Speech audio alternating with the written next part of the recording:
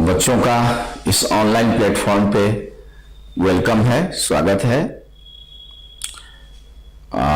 मैं ए.के. झा हूं और एक जेआरएस ट्यूटोरियल्स नाम से दुर्गा कुंड में 1994 से कोचिंग चल रही है, जो कि बिहार और उत्तर प्रदेश का काफ़ी सबसे फेमस कोचिंग है इंजीनियरिंग और मेडिकल एंट्रेंस एग्जाम का। उसका मैं डायरेक्टर हूं और संस्थापक भी हूं।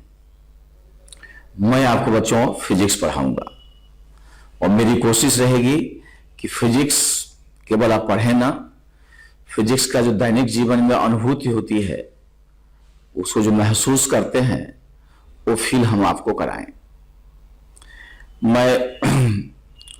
मुझे इस बात को बताते हुए बहुत ही गर्व हो रहा है और खुशी महसूस हो रही है कि अभी तक मैं डिजिटल प्लेटफॉर्म पे, ऑनलाइन प्लेटफॉर्म पे नहीं था। कहते हैं ना, क्राइसिस से अपॉर्चुनिटीज आती हैं, तो ये लॉकडाउन का जो क्राइसिस है उसमें एक अपॉर्चुनिटीज आई हैं बच्चों के लिए भी, जो हमसे शिक्षा ग्रहण करना चाहते थे जेआरएस से और दूर रहने के कारण इस सुविधा को वो प्राप्त नहीं कर पाते थे, और हम लोगों के लिए भी कि हम आप तक पहुंच जाएंगे। और ये संभव हो पाया है अड्डा 24/7 के कारण, जिसका नाम इंडिया में जो डिफरेंट कॉम्पिटिटिव एग्जाम्स हैं, bank and others, SSC, other exams, उसमें सबसे ज्यादा फेमस है और बड़ा ब्रांड के रूप में ऑलरेडी एस्टेब्लिश्ड है। तो हम लोगों ने डिसाइड किया कि आपके पास इतना सुंदर डिजिटल प्लेटफॉर्म है और चीजें वर्केबल हैं, मतलब आप उसको इजीली बच्चों को पहुंचा सकते हैं दूर दूर तक। और जेआरएस के बारे में कहा जाता है कि इससे अच्छी टीचिंग कहीं होती नहीं है। यदि किसी को सीखना हो, ग्लैमर नहीं देखना हो, सीखना हो, तो जेआरएस से बेहतर कोई प्लेटफॉर्म नहीं है। तो हम जेआरएस ट्यूटोरियल और अड्डा 24/7 ने मिलके एक नए ब्रांड से जेआरएस एजू डिजिटल लॉन्च किया है, जिसमें पहला हम लोग अभी आपके लिए ऑलमोस्ट 2 मंथ्स का या मोर देन 2 मंथ्स का क्रैश कोर्स से स्टार्ट करने जा रहे हैं। वो मेडिकल के लिए भी है, नीट के लिए भी है और जेईई मेन के लिए भी है। लेक्चर्स नेचुरली दोनों के डिफरेंट होंगे, ठीक है, लेकिन कोशिश यही रहेगी कि आपको फायदा पहुंचे। कोशिश यही रहेगी कि आपको फायदा पहुंचे। मैं ऑनलाइन की क्लासेस बहुत सारे प्लेटफॉर्म को ऑब्जर्व कर रहा था। उसमें मैंने देखा कि बड़ी घबराहट रहती है टीचर्स में कि थोड़े ही टाइम में कितना जल्दी जल्दी पढ़ा दें। मेरी सोच उसकी उलट है। मेरी सोच है, या मेरे साथ जो भी टीचर जुड़े हुए हैं उनका सोच है कि हम ज्यादा से ज्यादा आपको कितना सिखा दें। पढ़ाने से नहीं होता बच्चों, आप क्या सीखते हो ये महत्वपूर्ण है। और आप जो सीखते हो उसमें 40% टीचर का रोल होगा, लेकिन 60% आपका रोल होगा। आपको चीजों को रिवाइज करना होगा। जब भी कहा जाएगा कि वीडियो रोक करके आप इन क्वेश्चन को खुद करिए और आप उसको करोगे, तभी आप सीखोगे। सुनने से नहीं सीखते बेटा, करने से सीखते हैं। तुम देखते हो जो अब बाइसिकल है, बाइसिकल समझ रहे हो, अब कोई क्या करे, बरसों तक केवल बाइसिकल को देखे चलाते हुए, बरसों तक केवल देखे बाइसिकल को चलाते हुए, और सडनली एक बार उस पर चढ़ के चलाना शुरू कर दे, उसका क्या हाल होगा आप जानते होगे। लेकिन वही पर्सन केवल 10 दिन तक लगातार साइकिल के साथ रहे, उसको अपने हाथ से पुश करे, उस पर धीरे धीरे खुद प्रयास करे, उसको चलाए, तो नेचुरली वो सीख जाएगा। तो करके जो सीखना होता है वो आसान होता है, परमानेंट होता है, फिर उसका पुनर्व्यास नहीं करना पड़ता, फिर से उसको रिवाइज नहीं करना पड़ता। यही पढ़ाई में भी है कि जितना हम पढ़ाएं उससे ज्यादा यदि आप मेहनत करोगे, ठीक है, पूरे लगन से पढ़ोगे, तो मैं आपको विश्वास दिलाता हूं कि आपको सफलता मिलेगी। कभी कभी समय लग सकता है, तो जहां तक मैं इस एसोसिएशन के बारे में बता रहा था कि जेआरएस ट्यूटोरियल्स 1994 में दुर्गाकुंड में स्टैब्लिश हुआ था, है ना। आज वो ऑनलाइन सर्विस दे रहा है और ये संभव हो पाया है अड्डा 24/7 के कारण। और हम दोनों लोग मिलके, ये दोनों ग्रुप मिलके जो सबसे अच्छी एजुकेशन होती है, डिस्टेंट एजुकेशन ऑनलाइन के थ्रू, वो हम लोग देंगे, इसका आप विश्वास रखिए। मैं बता दूं कि 1994 में जेआरएस ट्यूटोरियल्स एस्टैब्लिश हुआ था दुर्गाकुंड में, बनारस के दुर्गाकुंड स्थल में। बनारस प्राचीन से ही संस्कृत और शिक्षा की नगरी रही है, लेकिन शिक्षा जो यहां था उसमें ये जो प्रतियोगी परीक्षाएं होती हैं, इंजीनियरिंग, मेडिकल, यूपीएससी, इसकी शिक्षा का पूर्णतया अभाव था। मुझे याद है कि ऑलमोस्ट कोई कोचिंग नहीं थी जो इंजीनियरिंग, मेडिकल के बच्चों को यहां पे तैयारी करा सके। बच्चों को दूर दूर शहर जाना पड़ता था। मैं उस समय आईआईटी बीएचयू में एमटेक करने के बाद पीएचडी कर रहा था। तो मेरे मन में एक विचार आया कि क्यों नहीं, जो टीचर्स यहाँ फेमस हैं, बच्चे घर घर जाके पढ़ते हैं, अलग अलग विषय के लिए अलग अलग समय देते हैं, एक मिल के एक संस्था डाला जाए। और एक टीचर, बेस्ट टीचर का जो एसोसिएशन था, वो मिलके 1994 में इसकी स्थापना किया। और स्थापना के प्रथम वर्ष से ही इतनी बड़ी सफलता मिली, और उससे जो उत्साह मिला, उस उत्साह का जो परिणाम है, जो पिछले लगभग 26 वर्षों से वो सारे संस्थापक सदस्य अभी भी दुगुने उत्साह से पढ़ा रहे हैं। तो बच्चों, बहुत सारे टीचर्स जेआरएस में ऐसे हैं जो बहुत सारे टीचर्स के टीचर हैं। जेआरएस के पढ़ाए हुए हजारों टीचर बहुत जगह इंडिया के कोने कोने में जेआरएस में इटसेल्फ शिक्षक का काम कर रहे हैं। डिफरेंट आईआईटी से डिग्री प्राप्त करने के बाद, बीटेक और एमटेक प्राप्त करने के बाद। और ये हमारे लिए बहुत ही गौरव की बात है कि मेरे पढ़ाए बच्चे ही आज हमारे संस्था में मेरे साथ काम कर रहे हैं और हम लोगों से भी अच्छा पढ़ाने का प्रयास कर रहे हैं, बच्चों का ख्याल रख रहे हैं। ठीक है, तो इससे बड़ी खुशी क्या हो कि अपने सामने ही अपने दूसरे जनरेशन को इस ऊंचाई पे पहुंचते देखते हो। तो इस अनुभूति से, इससे जो एक हमें संतुष्टि मिलती है, हम चाहते हैं कि उस उत्साह को उन बच्चों को भी फायदा मिले जो दूर के हैं। इसी बात को मानते हुए हम लोग ऑनलाइन क्लासेस शुरू कर रहे हैं। और ये जो क्रैश कोर्स है, मैं आपको वादा करता हूं, इसमें कॉन्सेप्ट कम से कम क्रश नहीं होगा, आपको सिखाया जाएगा। ठीक है, समय कम है लेकिन उसमें ज्यादा चीजें कराया जाएगा। थोड़ा लोड आपको लेना होगा, कुछ हो सकता है जितना मैंने वादा किया उससे ज्यादा रिकॉर्डेड क्लास आपको पढ़ना पड़ेगा। मैंने प्रॉमिस लगभग 230 किया है, लेकिन संख्या उससे काफी ज्यादा होगी, उससे ज्यादा हो सकती है। तो ज्यादा यदि मैं आपको दूंगा तो आपको मेहनत करके सीखना होगा। और बच्चों, हमारे साथ सीखो, ठीक है, और जीवन में तुम आगे बढ़ोगे, ये हमारा प्रॉमिस है और हमारा आशीर्वाद भी है। तो मैं बच्चों फिजिक्स शुरू करता हूं, और फिजिक्स की शुरुआत के जो यूनिट डायमेंशंस हैं, काइनेमेटिक्स हैं, ग्राफ हैं, वो हमारे गोपेन सर हैं, वो लेंगे। हम लोगों ने डिस्ट्रीब्यूशन कर दिया है। मैं तुमको आज न्यूटन्स लॉ का कहलाता है पार्टिकल डायनामिक्स, उसकी अनुभूति कराऊंगा, उसको तुमको महसूस कराऊंगा। ठीक है, ये हमारी कोशिश रहेगी।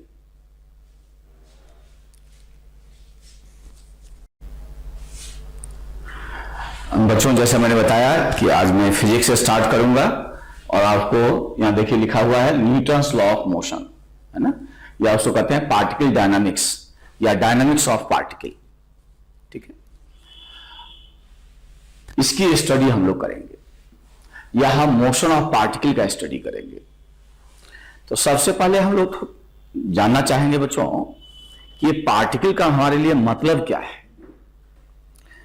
तो यहां पार्टिकल का मतलब है पॉइंट मासेस। पॉइंट मासेस, ठीक है, तो कहते हैं जब उस पर फोर्स लगे तो सारे फोर्स कंकरेंट हो जाए, एक ही बिंदु से पास कर जाए। ठीक है, so we shall be considering only the motion of point masses. ठीक है, लेकिन जो पॉइंट मासेस या पार्टिकल के लिए आप स्टडी करोगे वो अप्लीकेबल हो जाएगा rigid body of finite dimension. वो फाइनाइट डायमेंशन जो रिजिड बॉडी है उसके लिए एप्लीकेबल हो जाएगा, बशर्ते कि उस रिजिड बॉडी के जितने पार्टिकल हैं सब आइडेंटिकल वे में मूव करे, सबका मोशन आइडेंटिकल वे में हो। If all the particles of the rigid body moves in the same way, in the identical way, then a study of the point masses, ठीक है, जो study of the point masses will be applicable to that।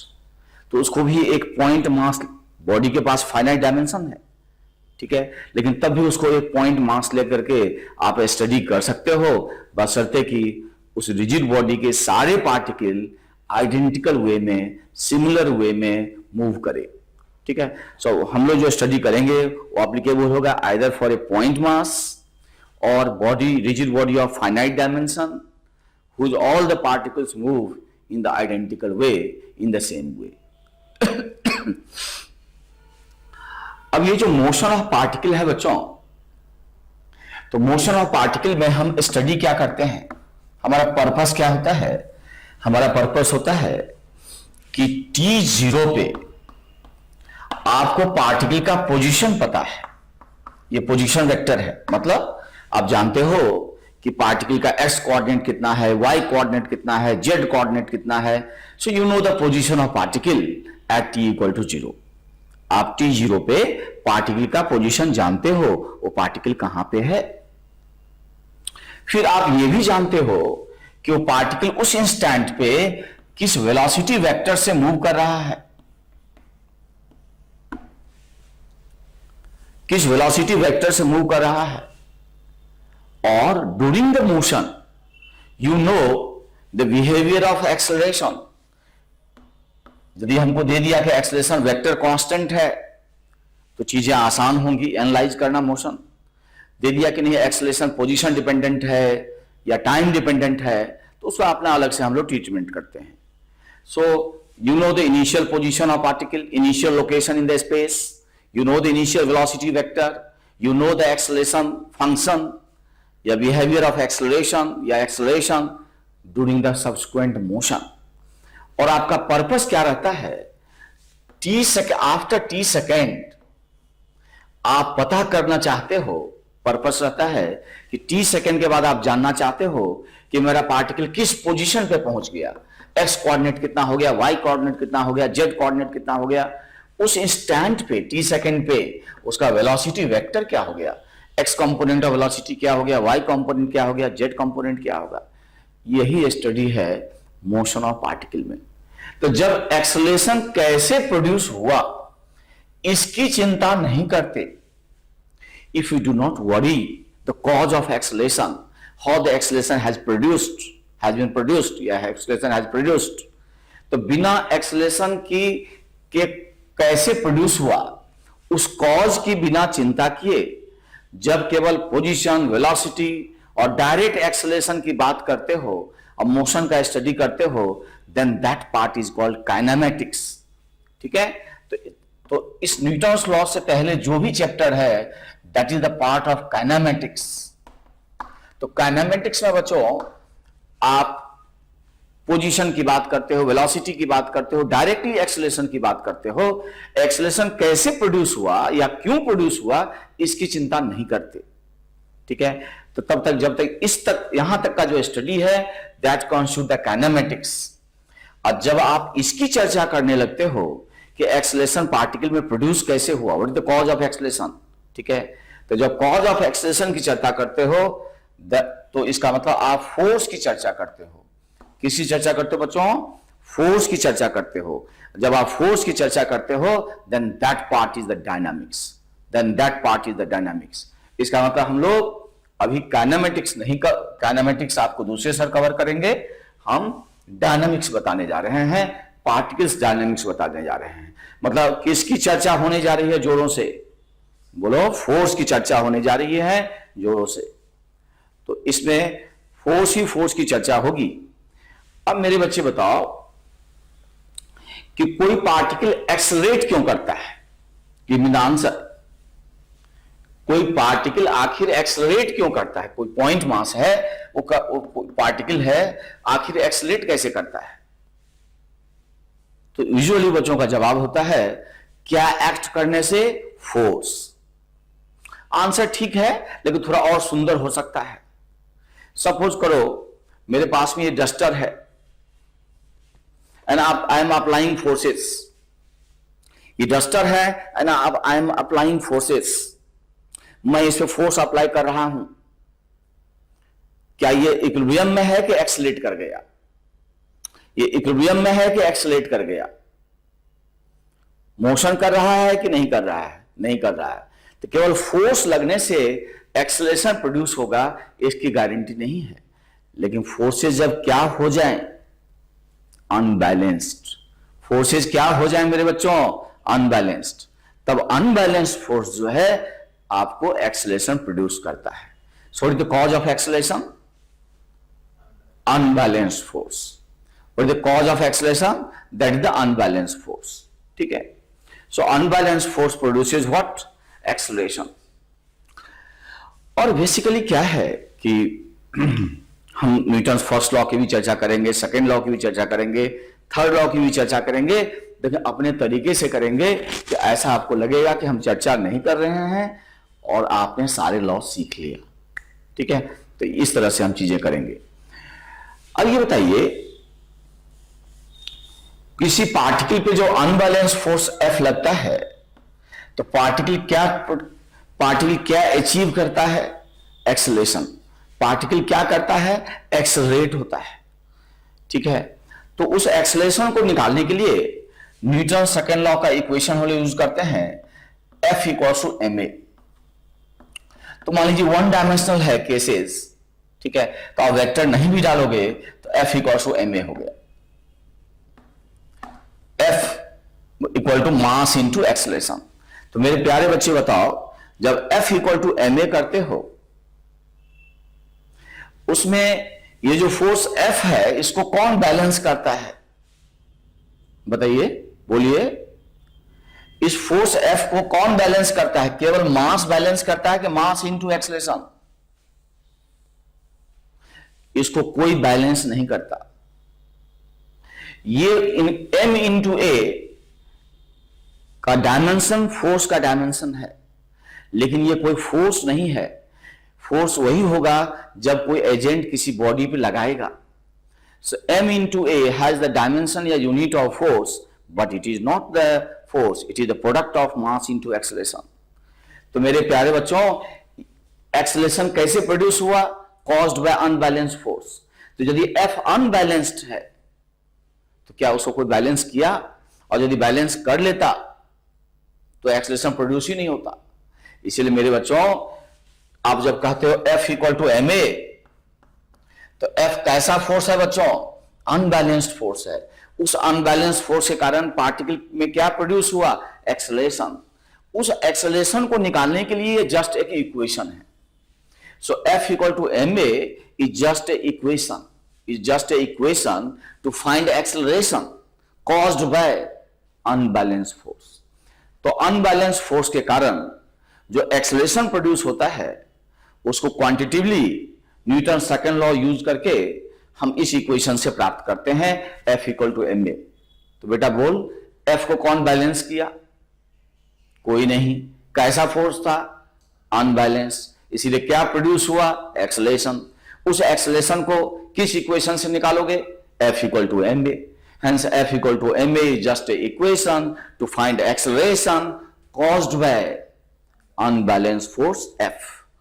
ठीक है, तो इसमें जो acceleration हम लोग मोशन में यूज करेंगे, एक्सेलरेशन जो यूज करते हैं काइनेमेटिक्स में, उसको यहां इस इक्वेशन से प्राप्त करते हैं।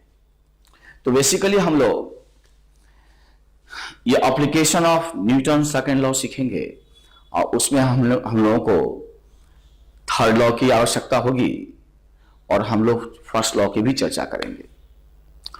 न्यूटन फर्स्ट लॉ जैसे आप सुने होंगे, कहता है कोई पार्टिकल, कोई body continues the state of rest और motion, continues the state of rest और motion until acted by unbalance force, acting until acted by बोलो अनबैलेंस फोर्स। ठीक है, तो जब तक किसी पार्टिकल पे अनबैलेंस फोर्स नहीं लगता उसका रेस्ट का कंडीशन, रेस्ट में है तो रेस्ट में रहेगा, और किसी पर्टिकुलर वेलोसिटी वेक्टर से जा रहा है तो उसी वेलोसिटी वेक्टर से चलता चला जाएगा। तो ये जो न्यूटन्स फर्स्ट लॉ है, यहां से बेसिकली इनर्शिया का लॉ है, यहां से हमको फ्रेम ऑफ रेफरेंस का कॉन्सेप्ट आया, यहीं से फ्रेम ऑफ रेफरेंस का कॉन्सेप्ट आया जो हम आपको लेटर ऑन पढ़ाएंगे। ठीक है, यहीं से inertial frame, non inertial frame का नाम सुने होंगे, तो ये first law of Newton's first law का ही देन है, वहीं से फ्रेम ऑफ रेफरेंस का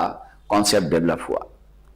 तो न्यूटन फर्स्ट लॉ का हम लोग एक यूज कर लेंगे कि बॉडी यदि इक्विलिब्रियम में है तो उस पर जरूर नेट फोर्स क्या होगा बोलो, जीरो है, और यदि नेट फोर्स एक्ट करता तो उसका स्टेट ऑफ रेस्ट जो है जरूर थोड़ी देर के बाद चेंज कर जाता।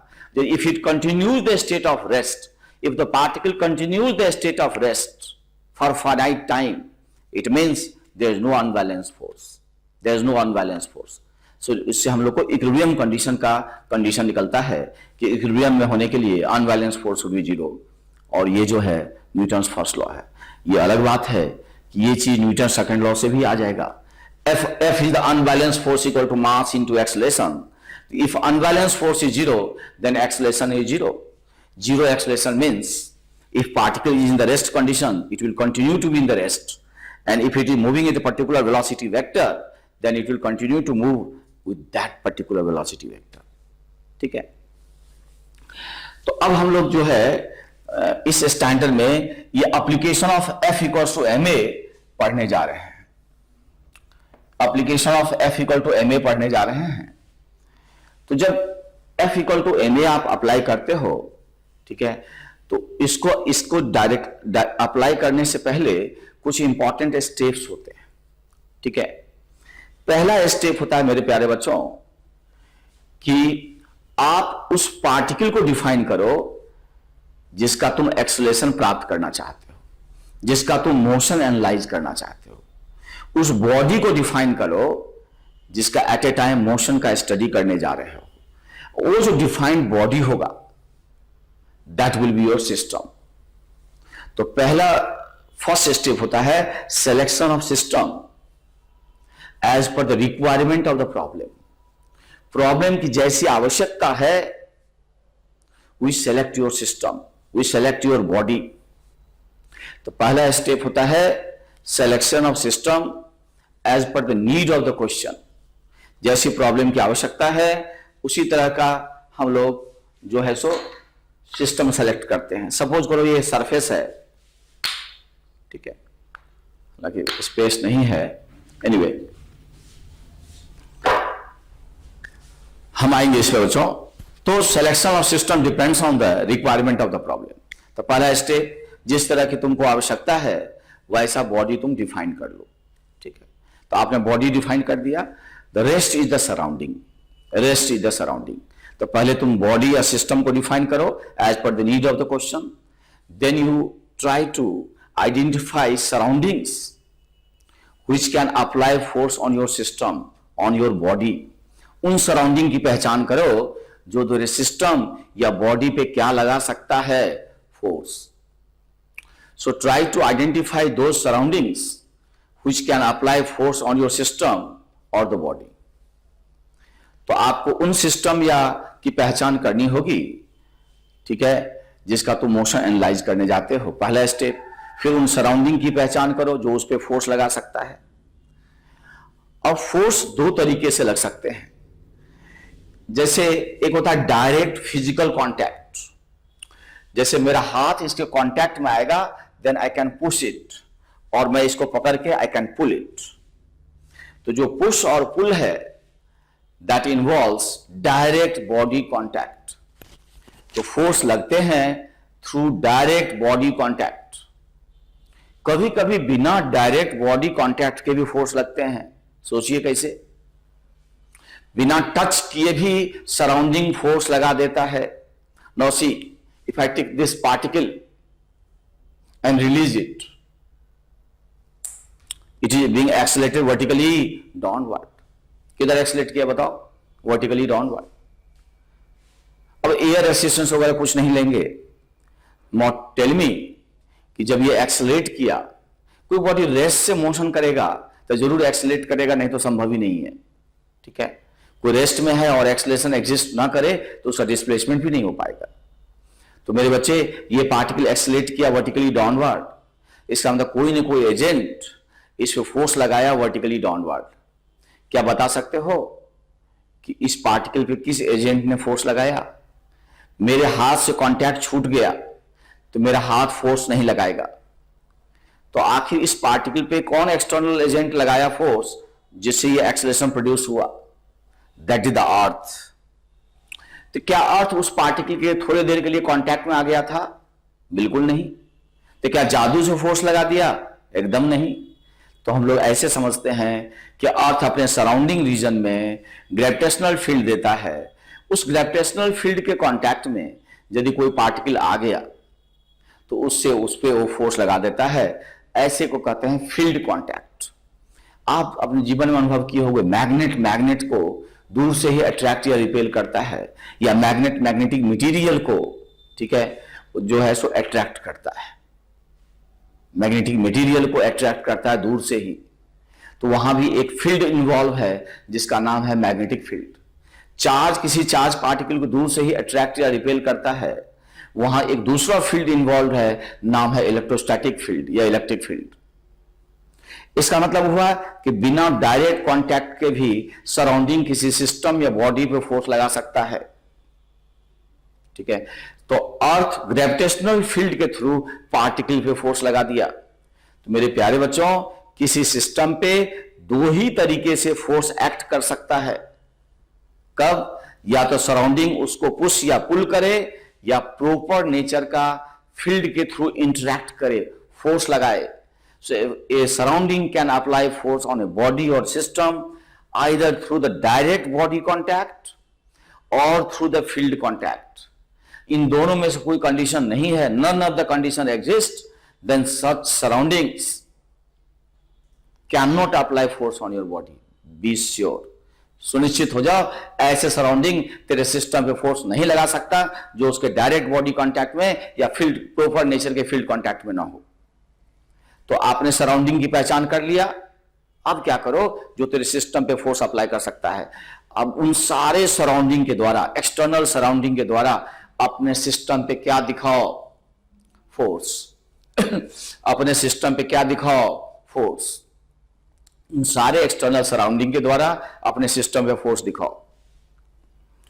अब जब सारे एक्सटर्नल सराउंडिंग के द्वारा सिस्टम पे फोर्स दिखा दोगे तो कहते हैं कि हमने उस बॉडी का फ्री बॉडी डायग्राम बना लिया। क्या बना लिया भाई? Free body diagram.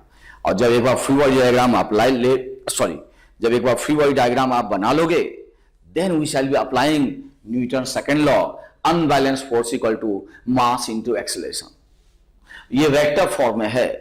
यदि इसको कंपोनेंट फॉर्म में कहेंगे तो कहेंगे unbalance force along X direction equal to product of mass into acceleration produced along X direction.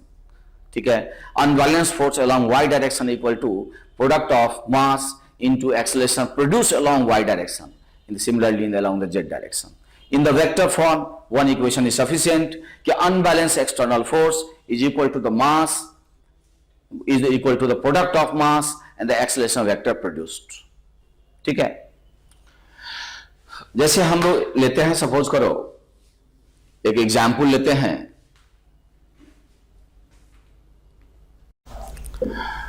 मैंने कहा कि selection of system depends on the requirement of the problem, है ना। तो ये मैं आई होप आपको दिख रहा होगा, दोनों डस्टर हैं और ये ऑलमोस्ट स्मूथ सरफेस है। आइडियली कोई सरफेस स्मूथ नहीं हो सकता है, प्रैक्टिकली इसको हमने स्मूथ मान लिया। सो नथिंग लाइक फ्रिक्शन, ठीक है, नथिंग लाइक फ्रिक्शन। अब ये दोनों डस्टर है और ऐसे मैंने रखा और फिर डस्टर को डस्टर से पुश किया। ये डस्टर है और ये डस्टर है, मैंने पीछे वाले डस्टर को धक्का दिया, पुश किया, तो दोनों डस्टर साथ साथ किसी पर्टिकुलर कॉमन एक्सेलरेशन से मूव कर रहा है। आई रिपीट, तो मैंने क्या किया कि पीछे वाले डस्टर को धक्का दिया, पुश किया और दोनों डस्टर साथ साथ एक पर्टिकुलर कॉमन एक्सलेशन से आगे जा रहा है, और आपसे पूछा जाए कि ये बताइए कि ड्यूरिंग द एक्सलेटेड मोशन पीछे वाला डस्टर आगे वाले डस्टर पे कितना फोर्स अप्लाई कर रहा है, मतलब what is the force applied bye rear मतलब पीछे, rear duster on the front duster during the accelerated motion. या मैं उसको हिंदी अंग्रेजी मिला के कहता हूं कि ये बताइए कि जब आप एक्सलेट कर रहा था सिस्टम, तो बताइए पीछे वाला डस्टर ने आगे वाले डस्टर पे कितना फोर्स अप्लाई किया। तो मेरे प्यारे बच्चे बताओ, किस पे फोर्स चाहिए तुमको, आगे वाले डस्टर पे चाहिए कि पीछे वाले डस्टर पे? बोलो किस पे चाहिए?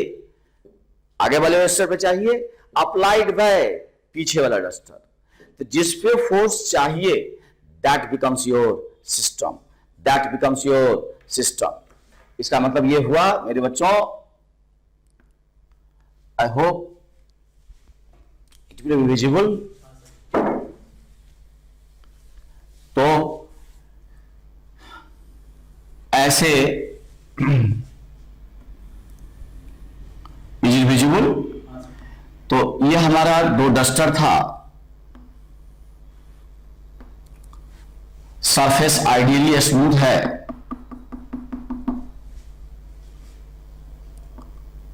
थोड़ा डायमेंशन अलग अलग कर दें, एक घिस चुका है और एक नया है। अब इसका नाम ए और बी कर दें तो आगे पीछे वाला हमको बोलना नहीं पड़ेगा। इनके मासेस हमें पता है M1 M2, और मैंने इसको धक्का दिया से विथ फोर्स F। तो कुछ रिक्वायर्ड डाटा हमको मालूम है, M1 मालूम है, M2 मालूम है, F मालूम है, और हमसे पूछा जा रहा है बच्चों कि what is the force applied by duster A on the duster B. Duster A के द्वारा डस्टर बी पे कितना फोर्स अप्लाई हो रहा है, यह हमसे पूछा जा रहा है बच्चों। तो मैं आपको बताऊं, जिस डस्टर पे आपको फोर्स चाहिए दैट बिकम्स योर सिस्टम। तो मेरे बच्चे बताओ, व्हाट इज योर सिस्टम? तो duster B is the system, जो बी वाला है वो हमारा सिस्टम है। अब मेरे बच्चों, उन सराउंडिंग की पहचान करो जो इस सिस्टम पे फोर्स लगा सकता है। एक ऐसा सराउंडिंग बताओ जो फील्ड कांटेक्ट के थ्रू फोर्स लगाएगा। एक ऐसा सराउंडिंग बताओ जो फील्ड कांटेक्ट के थ्रू फोर्स लगाएगा। पहचान पाए? अर्थ। तो अर्थ इसको पुल करेगा कितने से? m into g. तो नेचुरली ये जो है डाउनवर्ड एक्सेलरेट होना चाहेगा, but there is a physical barrier, there is a surface. तो ये सरफेस इसको मूव नहीं करने देगा वर्टिकली, परमानेंटली रेस्ट में रखेगा वर्टिकली। इसका मतलब कोई ना कोई external force Newton first law से जरूर इसको क्या किया? बैलेंस किया। Who will apply that force? That is the surface through the physical contact, direct body contact. तो डायरेक्ट बॉडी M1 है, M1G है, ये M2G है। तो डायरेक्ट बॉडी कांटेक्ट के कारण ये हॉरिजॉन्टल सरफेस इसको पुश किया कितने से? लेटर से N2 से, लेटर से N2 से। सरफेस स्मूथ है, तो स्मूथ सरफेस केवल अपने प्लेन के परपेंडिकुलर ही फोर्स लगा सकता है किसी सराउंडिंग पे, अपने प्लेन के पैरेलल फोर्स नहीं लगा सकता। ठीक है, यदि सरफेस स्मूथ है तो। क्या बी का किसी के साथ डायरेक्ट कांटेक्ट है? क्या बी के साथ बी का किसी के साथ डायरेक्ट फिजिकल कांटेक्ट है? तो बी का किसी के साथ डायरेक्ट फिजिकल कांटेक्ट नहीं है।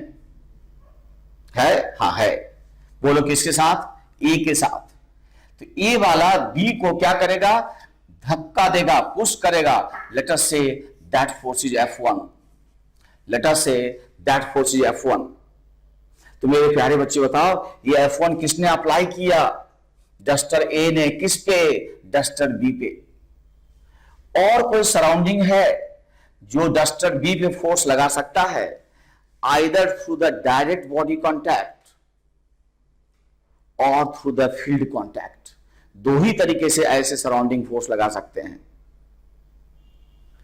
तो बताओ, ऐसा अब कोई सराउंडिंग नहीं है जो इस सिस्टम पे फोर्स लगा सकता है। तो ये इसका क्या कंप्लीट हो गया, फ्री बॉडी डायग्राम। और न्यूटन्स फर्स्ट लॉ से देयर इज वर्टिकल इक्विलिब्रियम। और इस फ्री बॉडी डायग्राम से एक तकलीफ है।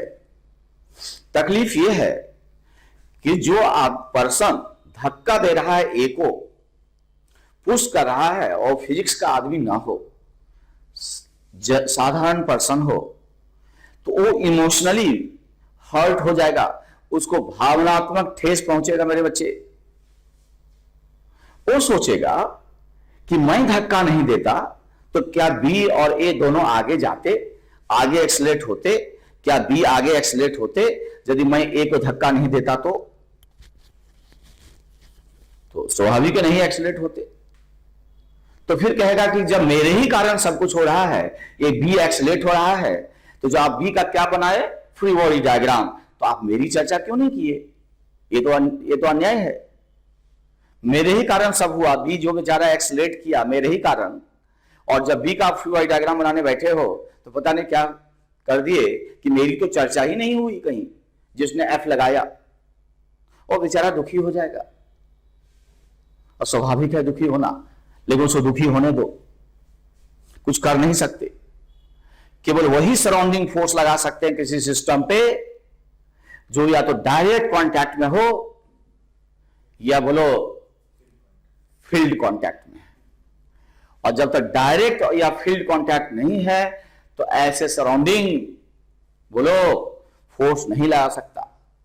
यहां जो कहते इमोशनली हर्ट हो गए, है ना, दिल पे ले लिए, दिल पे फोर्स लग गया, बल लग गया, तो ये यहां नहीं चलेगा, वो कोई और फील्ड होता होगा।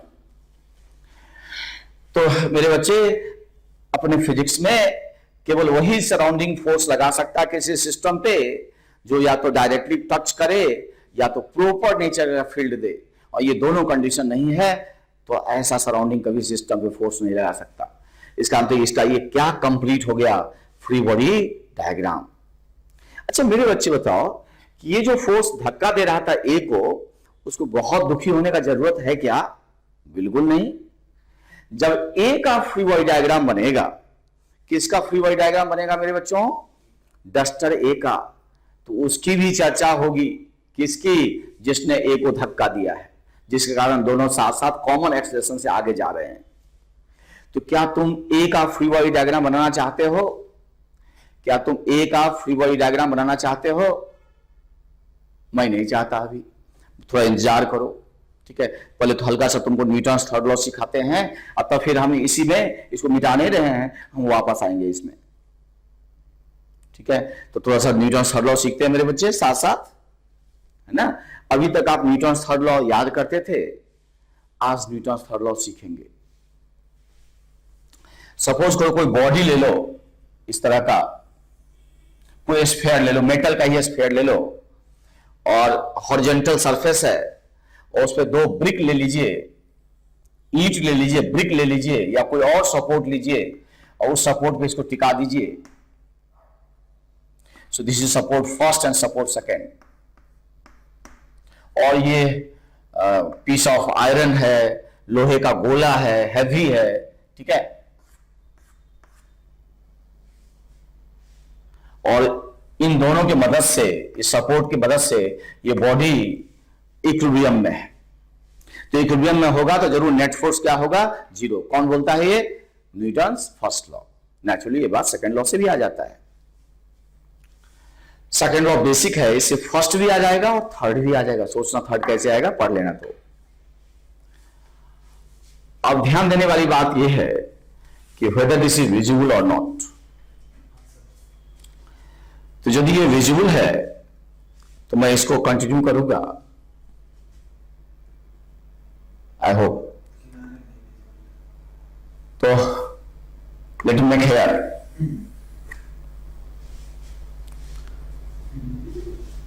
थोड़ा सा घुमा भी सकते हैं आप।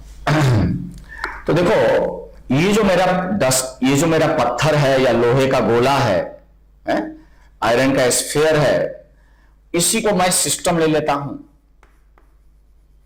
इसी को मैं सिस्टम ले रहा हूं, इसी को मैं सिस्टम ले रहा हूं और इसका फ्री बॉडी डायग्राम बनाने जा रहा हूं बच्चों।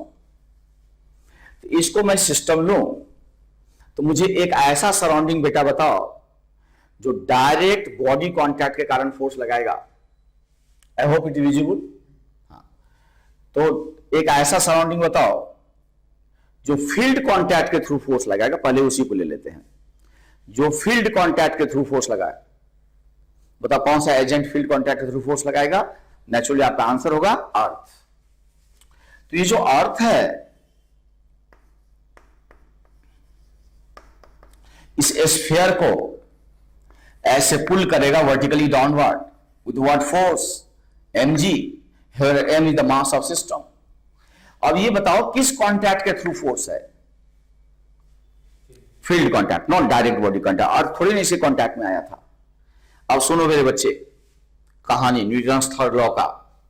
सी ये mg किसने अप्लाई किया? अर्थ ने। किस पे? सिस्टम पे। कितना? mg। किधर? Vertically downward. तो न्यूटन्स थर्ड लॉ कहता है कि सिस्टम भी क्या करेगा? फोर्स लगाएगा। किस पे? अर्थ पे। कितना? mg। किधर? Vertically upward. आई रिपीट बेटा, मैं रिपीट करता हूं, ठीक है बच्चे? बताओ ये mg किसने अप्लाई किया? अर्थ ने। किस पे? सिस्टम पे। कितना? mg। किधर? Vertically downward. तो as per Newton's third law system भी क्या करेगा? फोर्स लगाएगा। किस पे? अर्थ पे। कितना? mg। किधर? Upward. Are they action reaction pair? Are they action reaction pair? क्या ये क्रिया एवं प्रतिक्रिया बल है? हिंदी में बोले हैं। Are they action reaction pair? Yes. Are they equal in magnitude? Yes. Do they act, sorry, are they equal in magnitude? Yes. Opposite in direction? Yes. Do they act on same body or different body? Different body. This is my system, this is a surrounding. So, इसको system का हिस्सा नहीं लिए, then this is the surrounding, therefore this is not a part of this body. ठीक है? ये अर्थ इसका हिस्सा नहीं है, तो अर्थ इसका हिस्सा नहीं है तो अर्थ सराउंडिंग है। तो that is the Newton's third law. Newton's third law कहता है, सुनिएगा, कि action reactions are equal in magnitude, opposite in direction, and they act on the same body or different body? Different body. Hindi में कहते हैं, घबराना मत, क्रिया एवं प्रतिक्रिया बल परिमाण में बराबर, दिशा में विपरीत और अलग अलग पिंडों पे लगते हैं। So action reactions are equal in magnitude, action reactions are equal in magnitude, opposite in direction, and they act on same body और डिफरेंट बॉडी, डिफरेंट बॉडी। तो क्या ये एक्शन रिएक्शन पेयर है? यस। मैं पूछूं मेरे बच्चे कि बताओ इन दोनों में कौन एक्शन और कौन रिएक्शन है? मैं आपसे पूछूं कि इन दोनों में बताइए बेटा कि कौन एक्शन और कौन रिएक्शन है, तो आप ये नहीं कह सकते कि कौन एक्शन कौन रिएक्शन है। आप केवल ये कह सकते हैं कि they are action reaction pair. आप केवल ये कह सकते हैं कि ये एक्शन रिएक्शन पेयर है। हाँ, मैं पूछ दूं बेटा कि ये एक्शन है और पूछूं कि बताओ इसका रिएक्शन पहचानो, तो तुम इसको पहचानोगे as a reaction acting on the earth in the vertically upward direction.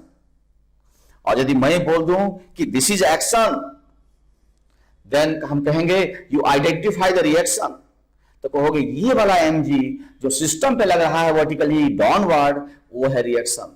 इसका मतलब इस एक्शन रिएक्शन पेयर में कोई भी एक पर्टिकुलर फोर्स एक्शन हो सकता है और दूसरा फोर्स क्या हो सकता है? बोलो, रिएक्शन। लेकिन मैं एक फिक्स कर दूंगा कि ये एक्शन है, तो दूसरा अपने आप फिक्स हो जाएगा कि कौन सा रिएक्शन है। तो फिर से सुनते हैं न्यूटन्स थर्ड लॉ। बोलो बच्चे, ये mg किसने अप्लाई किया?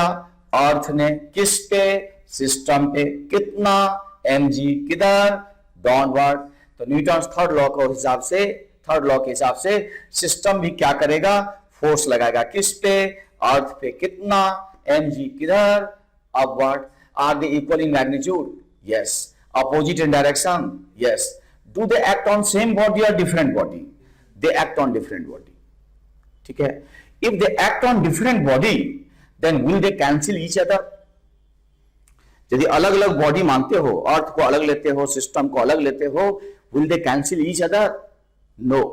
लेकिन जब हम आगे पढ़ेंगे बच्चों, तो यदि हम अपना डेफिनेशन ऐसा कर लें कि अर्थ को भी सिस्टम का हिस्सा ले लें, उस स्फीयर का ही हिस्सा ले लें, स्फीयर के परिवार में उसको ले लें, उसी के फैमिली का पार्ट मान लें, तो यदि फैमिली के पार्ट जो होते हैं वो एक दूसरे पे फोर्स तो लगा सकते हैं, लेकिन वो फोर्स कैंसिल हो जाता है और केवल वही एक्सेलरेशन प्रोड्यूस कर पाता है जो फैमिली का मेंबर ना हो, बाहर ही सदस्य हो।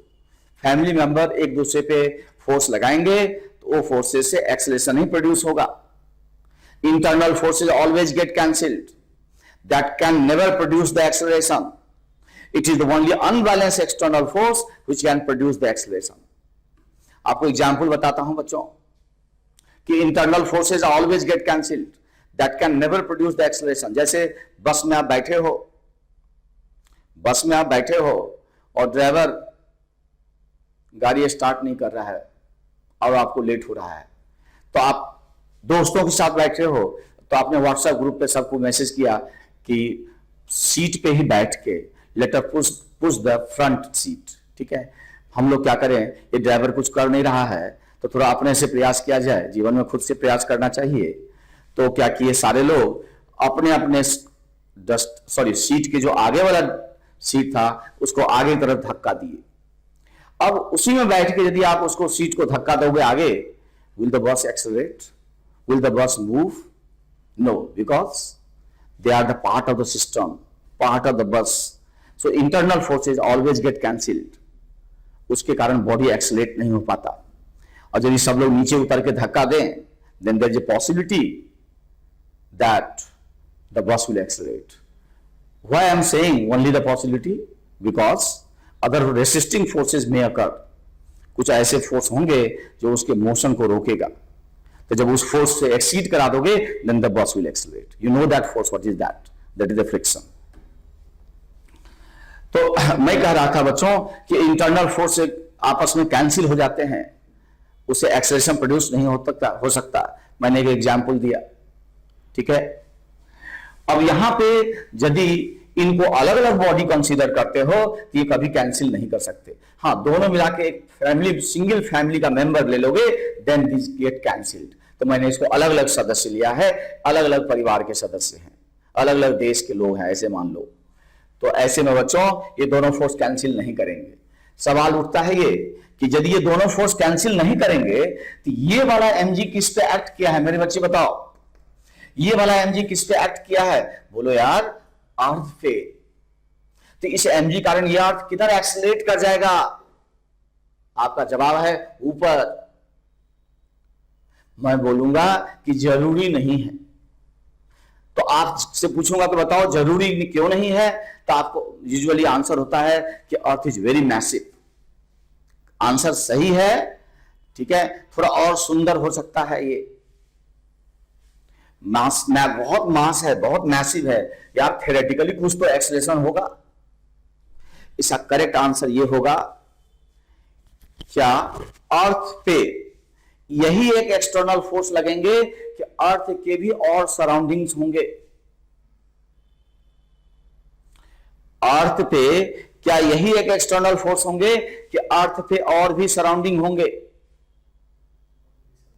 तो जब तक उन अर्थ के सारे सराउंडिंग के द्वारा अर्थ पे फोर्स नहीं दिखा लेते, तब तक तुम क्या अर्थ के मोशन को डिसाइड कर पाओगे?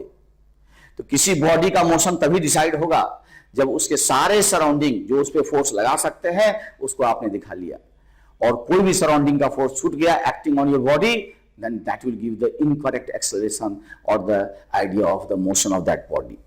ठीक है, तो किसी बॉडी का परफेक्ट आइडिया ऑफ मोशन तभी मिलेगा जब सारे सराउंडिंग के द्वारा, ठीक है। जैसे कुछ लोग कहते हैं, मैं पूछता हूं बच्चों को कि अर्थ के भी क्या होंगे, तो बोलते हैं सराउंडिंग, और सराउंडिंग उस पर क्या लगा सकते हैं? फोर्स। ठीक है, तो उस फोर्स, जब तक उन सराउंडिंग का फोर्स। तो मैंने पूछा कि अर्थ के भी बहुत सारे सराउंडिंग होंगे, और जब तक उन सारे सराउंडिंग के द्वारा अर्थ पे फोर्स नहीं दिखा लेते तब तक वो अर्थ के मोशन का स्टडी नहीं कर सकते। ठीक है, तो तुमने क्या अर्थ के सारे सराउंडिंग की पहचान कर लिया, तो उसके मोशन के बारे में नहीं कर सकते कि ये इधर एक्सीलरेट कर जाएगा। ऐसा हो सकता है कि बाकी फोर्स इसको बैलेंस कर दे या किसी और डायरेक्शन में एक्सीलरेट कर दे। मेरे बच्चे बताओ, क्या तुम अर्थ का फ्री बॉडी डायग्राम बनाने बैठे हो कि स्फीयर का, कि सिस्टम का? बताओ, सिस्टम का। तो जिसका फ्री बॉडी डायग्राम बनाने बैठे हो उसकी चिंता करो, बाकी की चिंता मत करो। अर्थ को जो होना है वो होगा, उसकी चिंता नहीं करते। ठीक है, तो अर्थ की चिंता नहीं करते, हम अपने सिस्टम की चिंता करते हैं। हम अपने सिस्टम की चिंता करते हैं, तो सिस्टम पे यही वाला mg एक्ट किया है। अब देखो, दो डायरेक्ट बॉडी कांटेक्ट है, support first and support second. I hope it is visible है। तो यहां डायरेक्ट कांटेक्ट है रे, तो ये डायरेक्ट कांटेक्ट के कारण ये सपोर्ट फर्स्ट इस सिस्टम को पुश करेगा किस फोर्स से? F1। किस फोर्स से बोलो? F1। तो मेरे प्यारे बच्चों, ये फोर्स F1 किसने अप्लाई किया? ये फोर्स F1 किसने अप्लाई किया? सपोर्ट नंबर फर्स्ट ने, due to direct body contact. अब है क्या कि ये है सटा हुआ, कांटेक्ट में है, लेकिन फ्री बॉडी डायग्राम बनाते समय हम यूजुअली सराउंडिंग और सिस्टम को अलग अलग दिखा लेंगे। तो उससे फायदा क्या होगा कि एक्शन रिएक्शन के फोर्सेस स्पष्ट रूप से, एक्सप्लिसिट वे से दिखाई देगा। यदि सटा हुआ ही रखेंगे तो इसमें आपको पता ही नहीं चलेगा कि ये फोर्स किस पे एक्ट कर रहा है। दोनों फोर्स दोनों पे दिखाई देगा आपको। तो to make it very clear which force is acting on which body, whether your system और सराउंडिंग, हम लोग इसको हटा के दिखा रहे हैं। तो हटा हुआ केवल डायग्राम में है, just to observe the forces in the actual condition. It is in contact and applying the force on your system. और फोर्स नहीं लगाता तो फिर हमारे उससे कोई मतलब ही नहीं था, वो हमारे डिस्कशन का पॉइंट ही नहीं होता। तो मेरे बच्चों,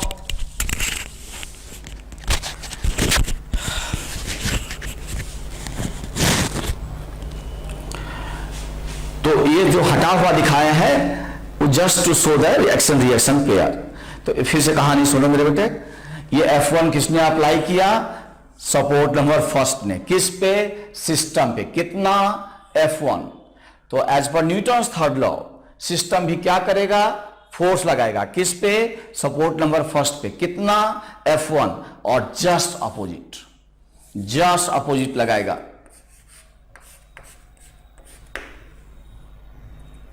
अब मैं कह दूं ये एक्शन, तो तुम इसको क्या बोलोगे? इसको बोलोगे रिएक्शन। मैं बोलूंगा ये एक्शन, तो इसको तुम क्या बोलोगे मेरे बच्चे? रिएक्शन। अब मैं पूछ दूं कि बता कौन एक्शन कौन रिएक्शन, तो तुम ये नहीं कह सकते, केवल ये कह सकते हो कि they are action reaction pair. ठीक है, फिर से सुनते हैं। ये F1 किसने अप्लाई किया? सपोर्ट नंबर फर्स्ट ने। किस पे? सिस्टम पे। कितना? F1। तो as per Newton's third law system भी क्या करेगा? फोर्स लगाएगा। किस पे? सपोर्ट नंबर फर्स्ट पे। कितना? F1। और just opposite. So are they action reaction pair? Are they action reaction pair? Yes. Are they equal in magnitude?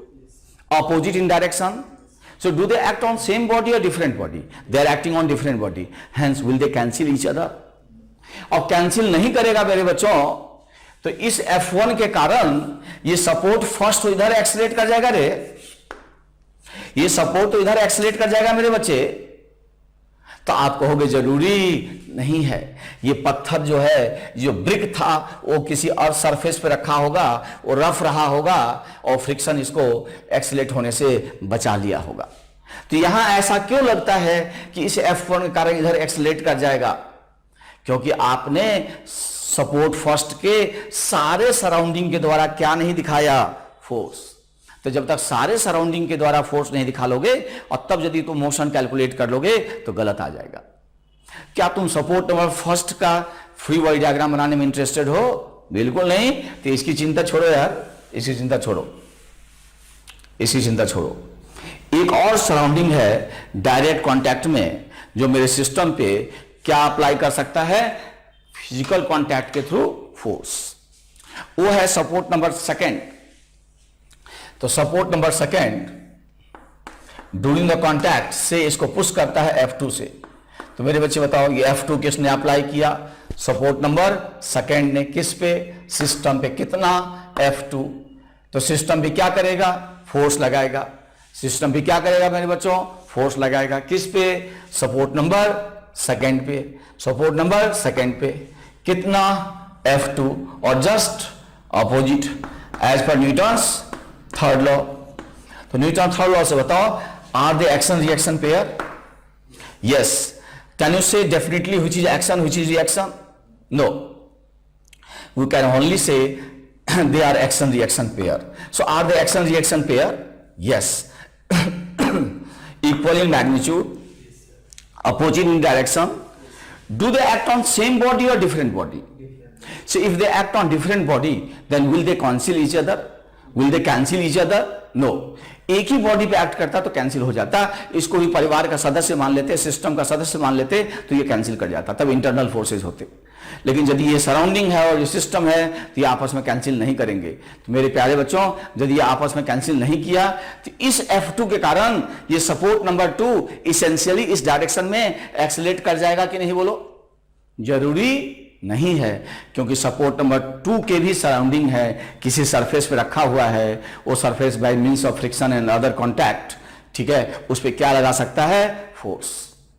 और जब तक इसका कंप्लीट फ्यूआई डायग्राम नहीं बनाओगे, सपोर्ट 2 के बारे में अभी कुछ भी नहीं कह सकते।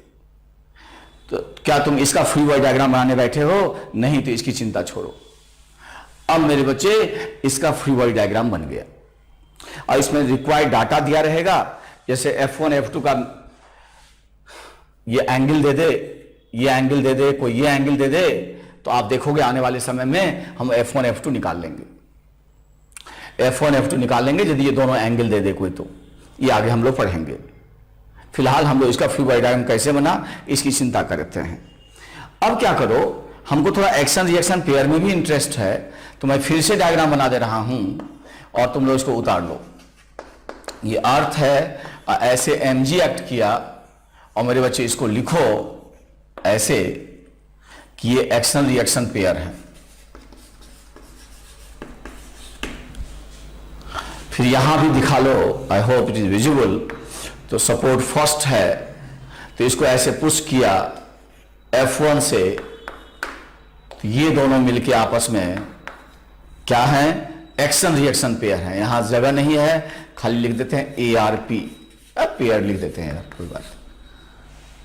और इसको हम हटा लें, तो यहां सपोर्ट नंबर 2 था, सेकंड था, तो ये F2 यदि इस पे ऐसे लगा तो सिस्टम भी इस पे ऐसे F2 लगाएगा। इक्वल और बोलो अपोजिट, थोड़ा अपोजिट लग नहीं रहा लेकिन है।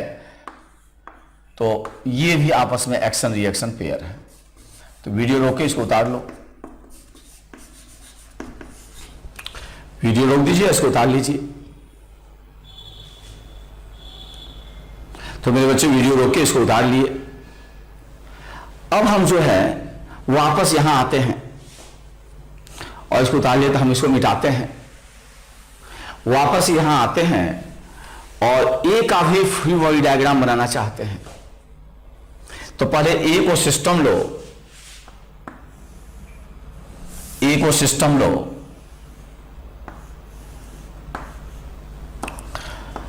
और सारे सराउंडिंग की पहचान करो जो उस पर फोर्स अप्लाई कर सकता है। तो मेरे प्यारे बच्चे बताओ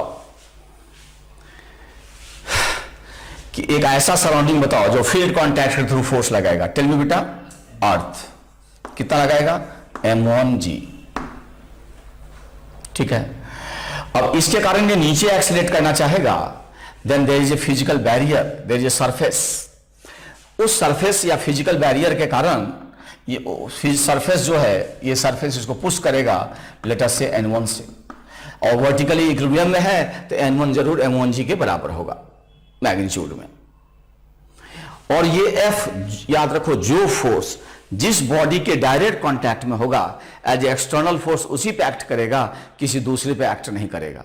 तो जितने भी कांटेक्ट फोर्स होते हैं केवल उसी बॉडी पे एक्ट करते हैं जिसके साथ वो डायरेक्ट कांटेक्ट में है, बाकी पे इमोशनली उसको ऐसा कोई फोर्स नहीं लगाता। तो ये जो F है, ये वाला F जो मैंने लगाया है वो केवल डस्टर A पे लगेगा और किसी पे नहीं लगेगा। तो ये F जो है, जो मैंने पुश किया है इसको कितने से, F से, वो केवल A के कांटेक्ट में है तो केवल A पे लगेगा, B पे नहीं लगेगा। तो क्या ये वाला F B पे लगेगा? बिल्कुल नहीं। बोलो क्यों? क्योंकि मेरा हाथ इसके डायरेक्ट कांटेक्ट में नहीं है, न ही मेरा हाथ कोई प्रॉपर नेचर का फील्ड दे रहा है जो उस पर फोर्स लगा दे अप्रिसिएबली। तो ऐसे में बच्चों F केवल A के कांटेक्ट में है, मेरा हाथ केवल A के कांटेक्ट में है, तो मैं केवल A पे फोर्स लगाऊंगा, B पे नहीं लगाऊंगा, चाहे तुम कितना भी जिद क्यों ना कर लो। तो ये F तो दिखा दिए। क्या A का किसी और के साथ डायरेक्ट कांटेक्ट है जिसके कारण तुमने फोर्सेस नहीं दिखाया है? यस। देखो सुनो, B के साथ इसका डायरेक्ट कांटेक्ट है A का। तो कहानी सुनो, ये F किसने अप्लाई किया? ये F1 किसने अप्लाई किया? डस्टर A ने। किस पे? B पे। कितना? F1 किधर? आगे। तो न्यूटन थर्ड लॉ कहता है कि डस्टर B भी क्या करेगा? फोर्स लगाएगा। डस्टर B भी क्या करेगा बेटा? फोर्स लगाएगा। किस पे? डस्टर A पे। कितना? F1 किधर?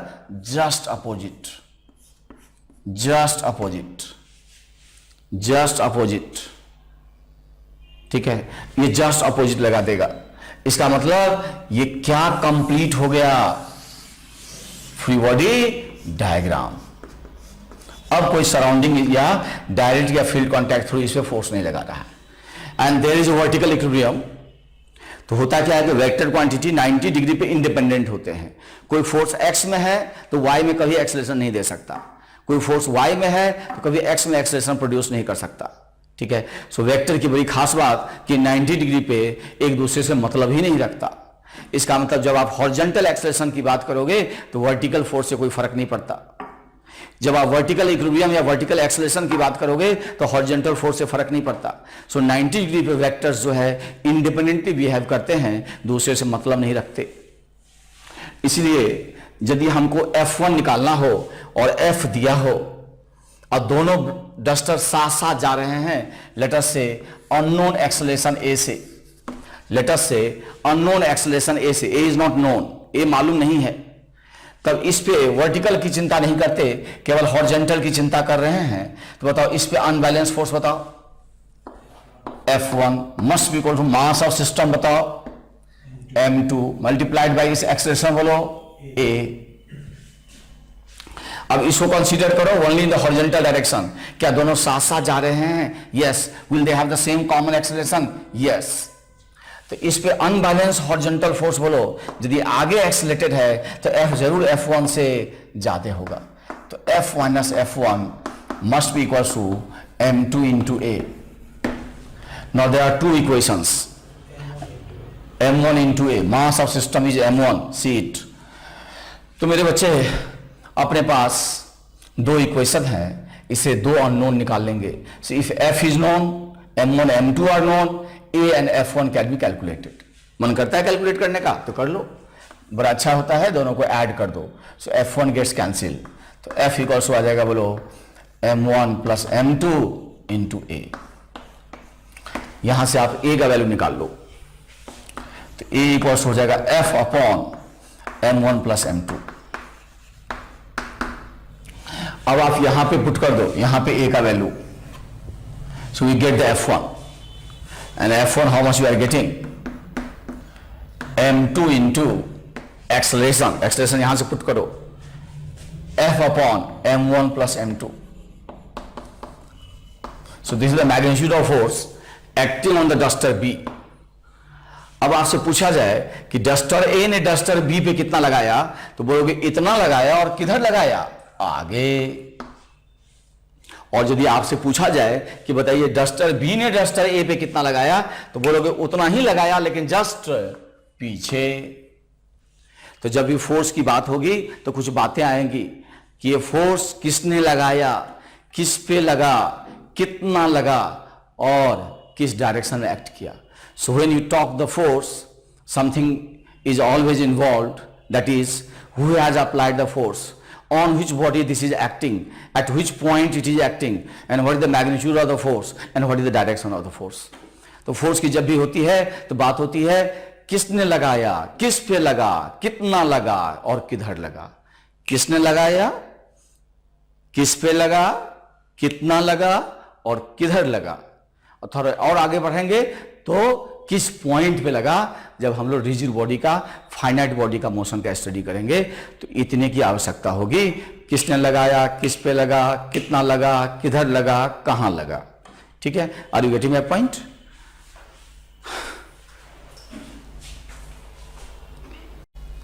तो देखो बच्चों, ऐसा करता हूं कि ऐसे इसको धक्का देता हूं. तो मैंने इस बोर्ड को धक्का दिया, पुश किया किधर, आगे. तो बोलो बच्चे, मैंने इस डस्टर को, सॉरी, इस बोर्ड को किधर पुश किया, ग्रीन बोर्ड को आगे. तो क्या as per Newton's third law ये जो बोर्ड है मुझे छोड़ देगा? नहीं, तो वो भी मुझे धक्का कर देगा किधर, पीछे. तो फिर से सुनो, मैंने इसको पुश किया आगे, तो as per Newton's third law वो भी मुझे पुश करेगा किधर, पीछे. और मैं इस बोर्ड को और अपने को एक फैमिली का मेंबर ना मानूं, अलग अलग सिस्टम मानूं. एक सिस्टम है तो दूसरा सराउंडिंग, फिर दूसरा सिस्टम है तो फिर अलग अलग सराउंडिंग. तो यदि अलग अलग सिस्टम लूं तो क्या ये दोनों फोर्स कैंसिल कर जाएंगे? जो मैंने इसको धक्का दिया आगे और ये मुझे धक्का दिया किधर, न्यूटन थर्ड लॉ से, उतने ही मैग्नीट्यूड ऑफ फोर्स से किधर, पीछे. Will they cancel each other if I consider myself and this board not a single system, not a part of single family. ठीक है, then will they cancel? No. तो सवाल उठता है, जब कैंसिल नहीं करेगा तो मुझ पे एक फोर्स लग गया किधर, इसको पीछे बोलते हैं. तो मुझ पे ये बोर्ड ने धक्का दे दिया किधर, पीछे. तो मुझे किधर एक्सलेट कर जाना चाहिए बच्चों, पीछे. अब बताइए, क्या मैंने धक्का दिया आगे तो मुझे धक्का दिया पीछे, तो मुझे किधर एक्सलेट करना चाहिए, पीछे. क्या मैं पीछे एक्सलेट कर रहा हूं? क्या मैं पीछे एक्सलेट कर रहा हूं? तो आप इमेजिन, अब बताइए मैं पीछे एक्सलेट क्यों नहीं कर रहा हूं? समझ गए? क्योंकि मुझ पे और भी एक्सटर्नल फोर्स लग रहे हैं हॉरिजॉन्टल डायरेक्शन में. कैन यू इमेजिन कि कौन सा फोर्स है जो हॉरिजॉन्टली हमको इक्विलिब्रियम में रखे हुए है? Applied by this surface. ये सरफेस लगा रहा है by means of friction, by means of friction. और यदि मैं इक्विलिब्रियम में हूं तो फ्रिक्शन उतना ही लग रहा है जिससे कि मैं इक्विलिब्रियम में रह जाऊंगा. और ये सरफेस फ्रिक्शन नहीं होता सफिशिएंट, तो मैं इसको धक्का देता आगे तो जरूर मैं चला जाता पीछे. न विश्वास हो तो तुम अपने घर जाना. ठीक, घर में 1-8 लीटर कोई तेल रखा हो, ऑयल रखा हो, उसको फ्लोर पे डाल देना और थोड़ा एक्सरसाइज करके और तुम धक्का देना वॉल को आगे. देखना तुम सरक जाओगे पीछे और तेरा मुंह टूट जाएगा. ऐसा करना मत. ठीक है, इसका मतलब यदि दोनों को अलग अलग मेंबर लिया तो फोर्स कैंसिल नहीं किए. तो जब इसका मतलब कि मुझे जब ये सरफेस रफ था तो ये surface by means of friction, by applying required horizontal force, मुझे इक्विलिब्रियम में रख लिया. ये बात समझ में आई? तो जब तक किसी सिस्टम पे सारे एक्सटर्नल फोर्स नहीं देख लेते तब तक उसका मोशन डिसाइड नहीं कर पाते.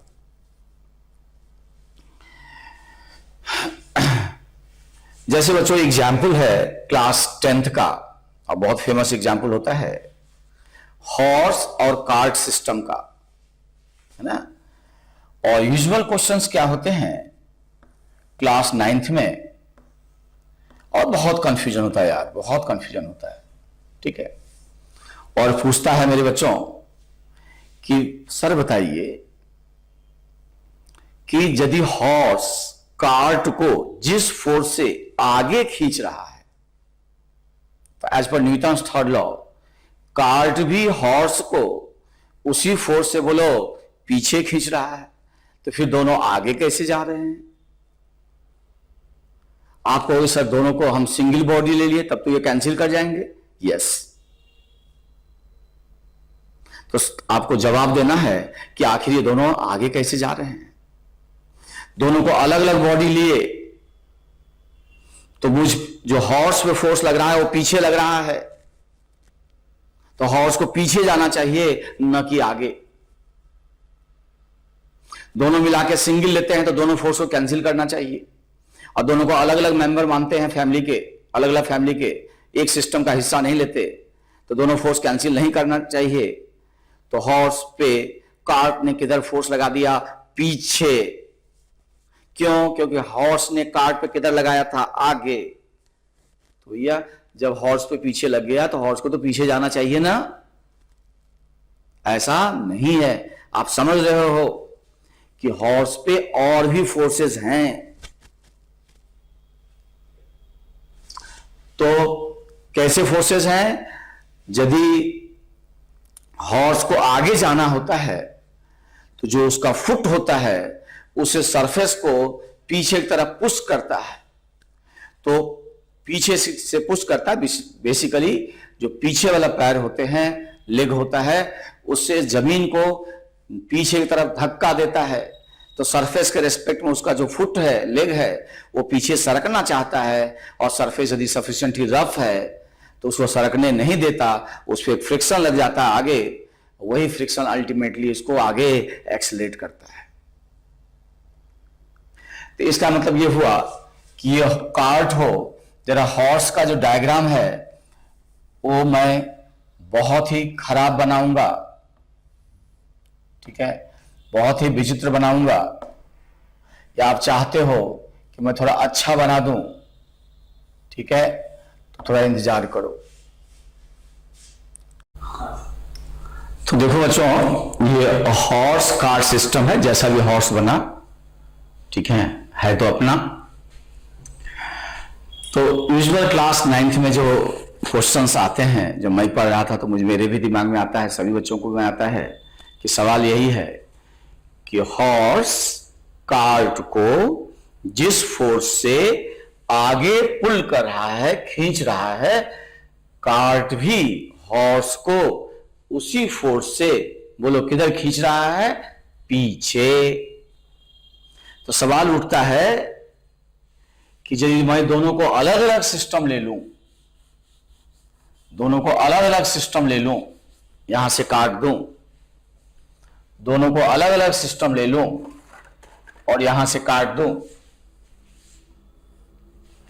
तो मान लीजिए हॉर्स ने कार्ट को आगे पुल किया, let that pulling force is T.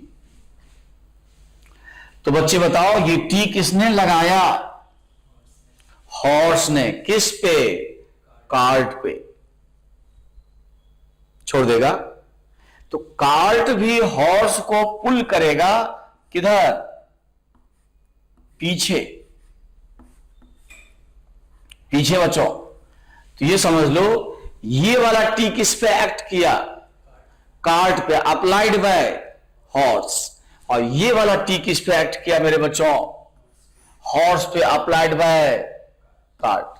तो मैं केवल हॉर्स की चिंता करूं, कार्ट की चिंता न करूं, कार्ट को सराउंडिंग मानूं, तो इस टी के कारण इस हॉर्स को तो पीछे जाना चाहिए। आखिर ये आगे कैसे जाता है? क्योंकि इस पे और भी फोर्सेस लगेंगे। कैसे? देखो, एक तो इसका जो वेट होगा, अर्थ लगाएगा mg, और ये जो भी लेग सपोर्ट है सब मिला जुला के एक N1 लगा देगा ऊपर, और ये वर्टिकल इक्विलिब्रियम में रहेगा। ये सारे लेग के सपोर्ट के कारण फोर्स है। अरे भैया, तो ये तो पहले बताओ कि ये टी के कारण ये हॉर्स पीछे क्यों नहीं जाएगा? क्योंकि इस हॉर्स पे और भी एक्सटर्नल फोर्स है। तो यूजुअली क्या होता है कि आगे वाला तो लेग बहुत हेल्प नहीं करता, पीछे वाले लेग से हॉर्स को जब आप वो लोग को पहले मारते हैं, उसको अच्छा नहीं करते। तो अब इस तरह का तो बहुत कम रह गया बनारस वगैरह में, वाराणसी वगैरह में कहीं कहीं आपको दिख जाएगा कभी कभी, है ना। तो टमटम भी इसको कहते हैं लोग, पहले काफी यूज होता था, ठीक है। तो अब इसमें है क्या कि ये आगे जाने के लिए ये जो लेग दिख रहा है, उस लेग से जमीन को पुश करता है किधर, पीछे। तो जो ही जमीन को पुश करता है पीछे, तो इसका लेग सरकना चाहता है पीछे। तो ये सरफेस रफ है, तो रफ होने के कारण इसको सरकने नहीं देता और ऐसे स्टैटिक फ्रिक्शन लगा देता है आगे, F1। और ये F1 जिस समय T से ज्यादा हो जाएगा तो ये हॉर्स आगे एक्सेलरेट कर जाएगा। अब इसकी चिंता करो, ऐसे mg लगेगा, ऐसे n2 लगेगा,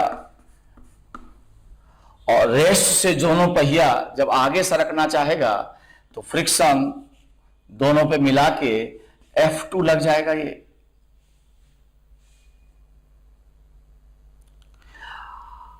अब है क्या यूजुअली कि ये पहिए का जो ये सर्कुलर शेप है वो मदद करता है, आगे बढ़ाएंगे तुमको, वो मदद करता है कि ये बहुत ज्यादा डेवलप नहीं हो पाता। तो ये जो सर्कुलर शेप है पहिए का जब इन्वेंशन हुआ तो पहली बार कम्युनिकेशन फास्ट हुआ, तो पहिए का यूज से लोगों का जीवन बदल गया। तो ये पहिए का जो सर्कुलर शेप है वो आगे आप पढ़ाई करोगे, उसकी मदद से ये जो रोकने वाला फ्रिक्शन है वो बहुत कम डेवलप होता है। तो जो ज्यादातर चांसेस होते हैं कि अच्छा ये एक्सेलरेट कैसे करेगा, जब F1 ग्रेटर देन T हो जाए। और ये कैसे एक्सेलरेट करेगा आगे, जब ये F1 T से ज्यादा हो जाए और ये T F2 से ज्यादा हो जाए। इसका मतलब जरूरी है कि ये सिस्टम एज होल तभी आगे जाएगा जब F1 ग्रेटर देन F2 होगा।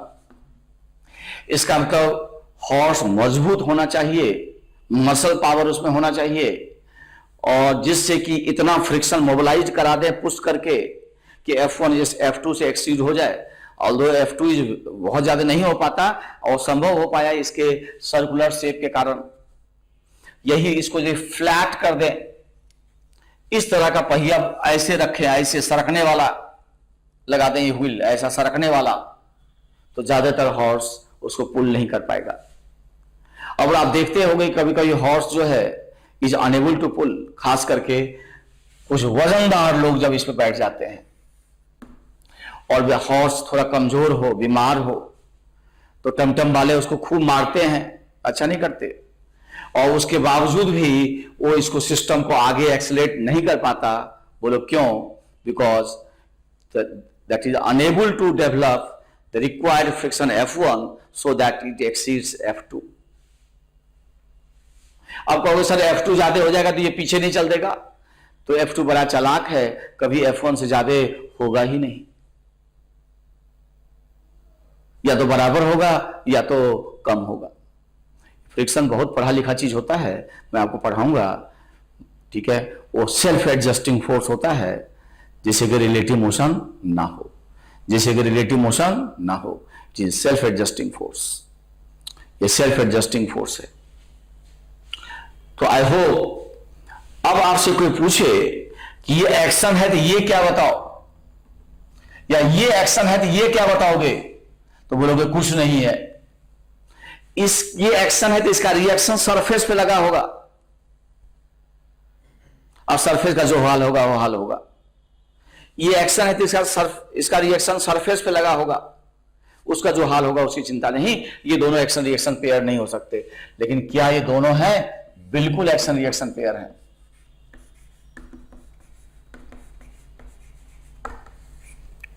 तो मेरे प्यारे बच्चों, आई होप आप एक्शन रिएक्शन पेयर समझ गए हो। जैसे एक एग्जाम्पल लें अपने बच्चों के लिए, एक एग्जाम्पल लें अपने बच्चों के लिए। कि ये प्लास्टिक का टेबल है, भारी टेबल नहीं लेते यार हम, और ऐसे सपोर्ट कर रहा है, और ये ब्लॉक है, और इस ब्लॉक का फ्री बॉडी डायग्राम बनाऊं मैं। आई होप इट इज विजिबल। इस ब्लॉक का फ्री बॉडी डायग्राम बनाऊं मैं, तो एक ऐसा सराउंडिंग बताओ जो फील्ड कॉन्टैक्ट के थ्रू फोर्स लगाएगा, that is earth, how much, mg। क्या इसका किसी के साथ डायरेक्ट कॉन्टैक्ट भी है? यस। किसके साथ? Surface of table. तो सरफेस ऑफ टेबल इसको पुश किया लेटर से विद फोर्स n1 या n। और कोई इसके डायरेक्ट कॉन्टैक्ट या फील्ड कॉन्टैक्ट में है? नहीं। तो इसका ये क्या कंप्लीट हो गया? Free body diagram.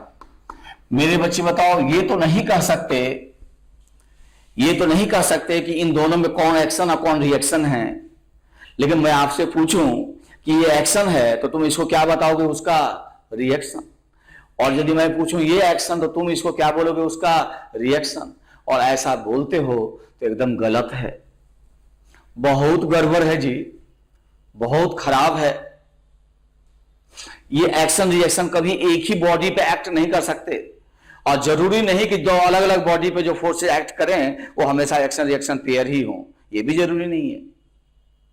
लेकिन हाँ, इतना जरूरी है कि यदि if forces are acting on the same body they can not be action reaction pair, but it is not necessary that the forces acting on two different bodies is always action reaction pair. लेकिन इतना तो निश्चित है कि एक ही पे act करेगा तो एक्शन रिएक्शन हो नहीं सकते। ये दोनों एक्शन रिएक्शन कभी नहीं हो सकते, ये और ये। Then what is the story, what is the kahani? The kahani is कि देखो ये mg किसने लगाया? अर्थ ने। किस पे? टेबल पे नहीं यार, ब्लॉक पे। कितना? mg। किधर? डाउनवर्ड। तो एज पर न्यूटन थर्ड लॉ ब्लॉक भी अर्थ को पुल करेगा किधर? ऊपर। तब ये दोनों एक्शन रिएक्शन पेयर है। ये है, दिस इज द स्टोरी। और एक बार बताएं, ये n किसने लगाया? टेबल ने। किस पे? ब्लॉक पे। कितना? n। किधर? ऊपर। तो जानते हो न्यूटन थर्ड लॉ यूज करके ये ब्लॉक भी टेबल पे फोर्स लगाएगा। कितना? n। किधर? नीचे। अब ये दोनों जो आपस में है, ये n और ये n आपस में एक्शन रिएक्शन पेयर है, not they are action reaction pair. अच्छा ये बताओ बच्चे, इस n के कारण ये टेबल तो नीचे एक्सलेट कर जाएगा, तो आप कहोगे जरूरी नहीं है, इस पे और भी सराउंडिंग ये सपोर्ट वगैरह जो है फोर्स लगाएंगे।